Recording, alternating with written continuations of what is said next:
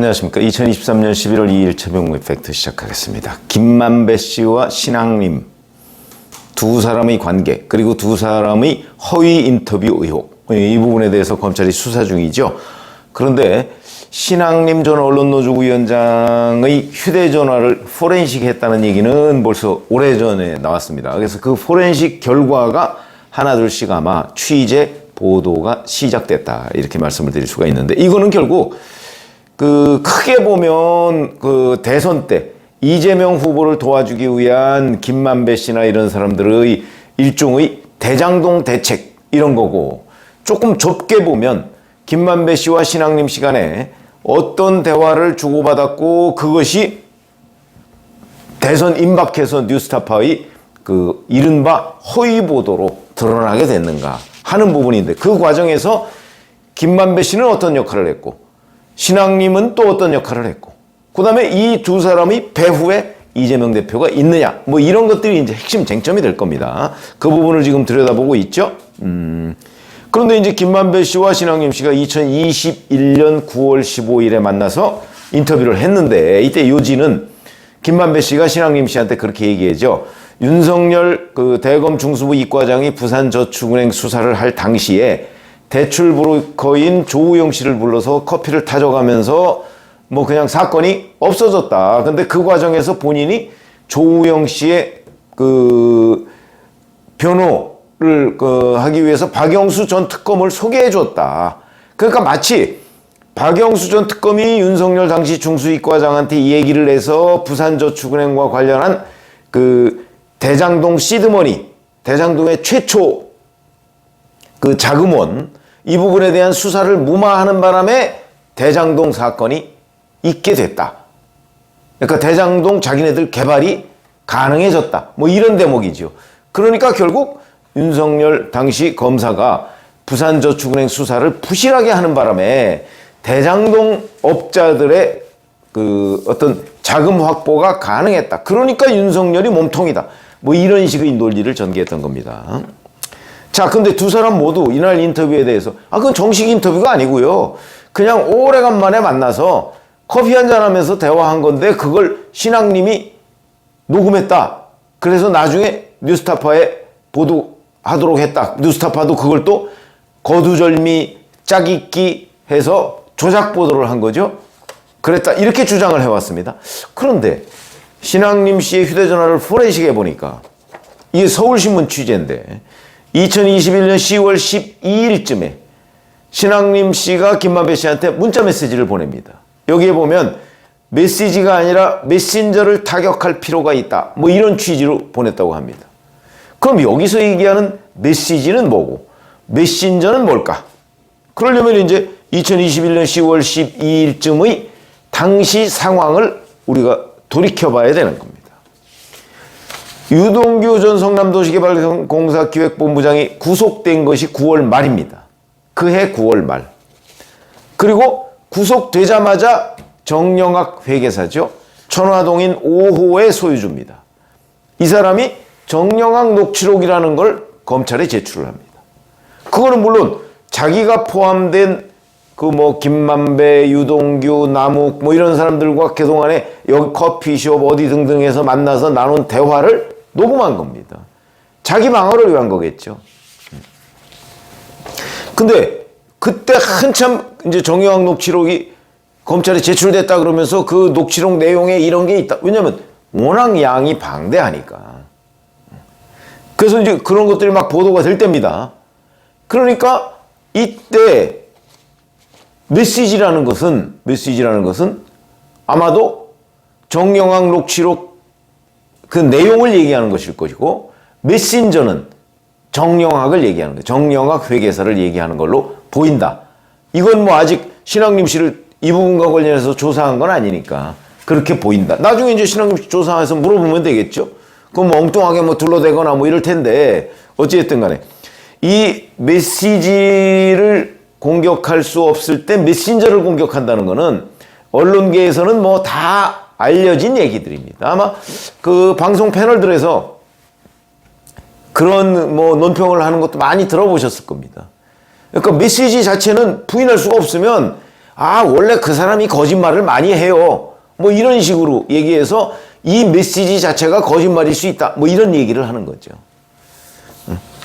실제 이 문자 메시지가 간 이틀 뒤에 김만배 씨가 한 일간지하고 인터뷰를 합니다. 여기서 메신저를 공격합니다. 정영학은 옛날부터 사업마다 동업자들을 감방에 보냈다. 주주끼리 이익 배분을 놓고 다투며 허위 과장 발언한 걸 녹음한 녹취록을 근거로 검찰이 수사를 하고 있다. 이렇게 얘기를 합니다. 자, 여기에서 메시지가 정영학 녹취록이고 메신저가 정영학이다. 우리가 이런 걸 가정해 본다면 똑 떨어지게 맞습니다. 검찰도 그렇게 보고 있는 거고요. 그렇다면 이 수사는 결국은 김만배 씨와 신학림 씨 간에 이 대장동 방어라는 게 기본적으로 김만배 씨 본인의 방어도 되지만 이 당시의 상황은 이재명 후보의 방어죠. 그걸 위해서 김만배 씨가 신학림 씨하고 수시로 소통을 했구나 하는 걸 알 수 있는 대목이다. 그래서 제가 공모 이렇게 얘기를 하는 겁니다. 이거는 아까 말씀드렸듯이 바로 정영학이 믿을 수 없다 이제 이런 얘기를 하는 거죠. 믿을 수 없는 사람이다. 자, 그럼 이게 이제 또 의미하는 바가 뭐냐? 9월 15일 인터뷰가 우연히 만나서 나눈 대화라고 했는데 아니네. 10월 12일에도 문자 메시지 했네. 이런 게 이제 첫 번째.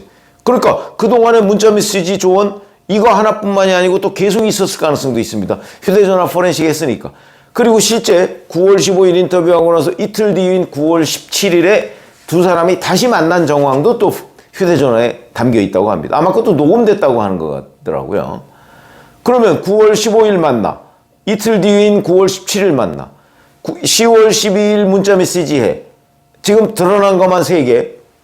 그 중간중간에도 또 아마 언론이 이제 취재를 하지는 못했지만 아마 상당한 분량의 그 휴대전화, 뭐 통화 기록, 문자 메시지, 뭐 이미 통화는 또 여러 번 이루어졌다. 뭐 이런 것도 보도가 나온 적이 있습니다. 이렇게 보면 결국 김만배 신학님은 계속 대장동 대책, 대장동과 관련하여 김만배를 어떻게 방어할 것인가, 내지는 그 안에 계속 이재명 후보 얘기가 나오니까 이걸 어떻게 몸통을 윤석열 당시 국민의힘 후보 쪽으로 틀을 것인가, 이거를 공모해왔다. 같이 협의해왔다.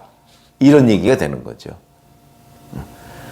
물론 지금 제가 말씀드리는 이 문자 메시지 한 개를 가지고 그 공모를 단정할 수는 없지만, 그러나 중요한 거는 그 공모의 증거 중에 하나는 충분히 될 수 있다는 거죠. 그러니까 9월 15일 만남이 우연이 아니다. 그럼 9월 15일 만나서 대장동의 몸통을 윤석열 후보로 바꿔치기 하는데 두 사람이 공감대가 있었다. 이런 얘기가 되는 거죠. 그러면 이거는 공모를 한 셈이 되는 거죠. 그러니까 9월 15일 인터뷰가 우연히 만난 게 아니고 처음부터 계획을 가지고 대장동의 몸통을 이재명에서 윤석열로 바꾸자. 우리가 거기에 기여하자. 이런 얘기를 둘이 사실상 짠 것으로 보인다. 이 짰다는 뭐 다른 증거가 나온다면 뭐 그거는 뭐 100%일 것이고, 그게 아니더라도 정황으로 보면 9월 15일 인터뷰가 단순 허위가 아니 단순하게 그냥 언론에 이런 거 한번 내보자 이 차원이 아니다 하는 걸 우리가 충분히 알 수 있는 거고, 그 이후에 뭐 문자 메시지나 통화나 이런 것들이 계속 이어졌을 것이고, 10월 12일 문자 메시지를 보면 이게 일맥상통한다는 거죠. 그 얘기는 곧 아마 9월 15일 이전에 신학림 씨가 김만배 씨를 만난 거는 지금 계속 부인하고 있지 않습니까? 그 부분은 검찰이 지금 아직 명확하게 수사한 것은 없는 것으로 보이는데, 뭐 당연히 있겠죠. 뭐냐면 화천대유 관계자가 여름에 신학림 씨가 왔었습니다 라고 얘기하는 걸 보면 그 여름부터 진행된 공모 과정이 쭉 9월 15일, 10월 12일까지 이어졌다고 보는 게 합리적인데, 지금 10월 12일 이 포렌식에 나온 결과를 보면 결국은 신학림 씨가 뭐 둘 다 기자니까, 기자 출신이니까 신학림 씨가 이걸 어떻게 대응해야 된다는 걸 끊임없이 조언을 해왔고, 그렇게 본다면 역산해 보면 9월 15일 인터뷰도 결국 그런 조언의 일단이 드러난 거다. 이렇게 허위의 사실을 쌓아나가면서 결국 대장동의 몸통을 이재명에서 윤석열로 그 일반 국민들이 속도록 하는데 자기네들이 일조를 하는 그런 역할을 한 거죠. 그렇게 보면 김만배 씨와 신학림 씨는 이 부분을 문자 메시지, 인터뷰 뭐 이런 것들로 계속해서 같이 협의를 한 것으로 보인다.